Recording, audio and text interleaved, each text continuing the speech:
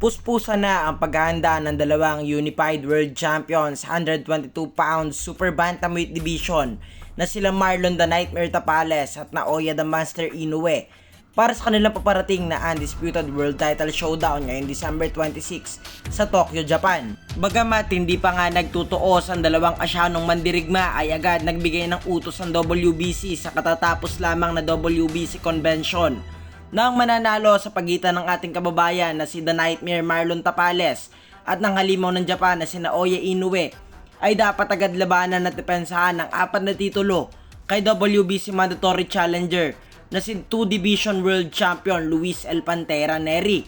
Inoue in Super Bantamweight will fight against Marlon Tapales on December 26th for the Undisputed Championship. All 4 titles will be on the line, and the winner must make the mandatory defense against Luis Neri.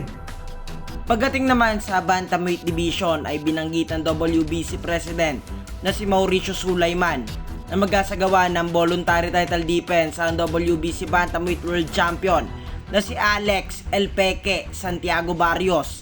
Kaya naman ang mananalo ay inuutusan labanan ng mandatory challenger na si Vincent Acero Astrolabio.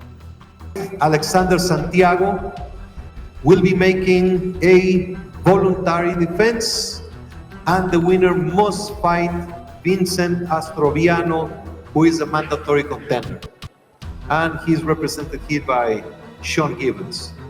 Sa featherweight division na ipinag-utos na ng WBC ang bakbakan sa pagitan ni WBC Featherweight World Champion Rey Vargas at ng Interim World Champion na si The Heartbreaker Brandon Figueroa.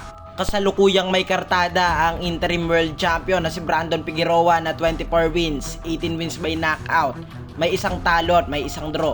Samantalang ang World Champion naman ng WBC sa Featherweight na si Rey Vargas ay may kasalukuyang record of 36 wins, 22 wins by knockout at may isang talo lamang.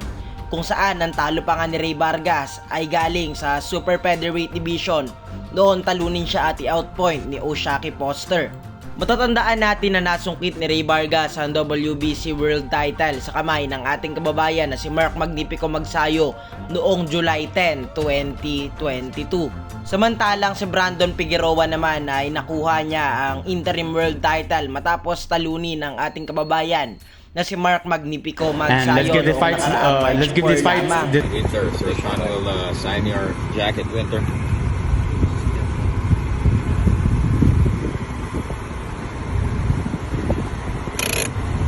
You're a special, Winter. So Sean, signing your jacket.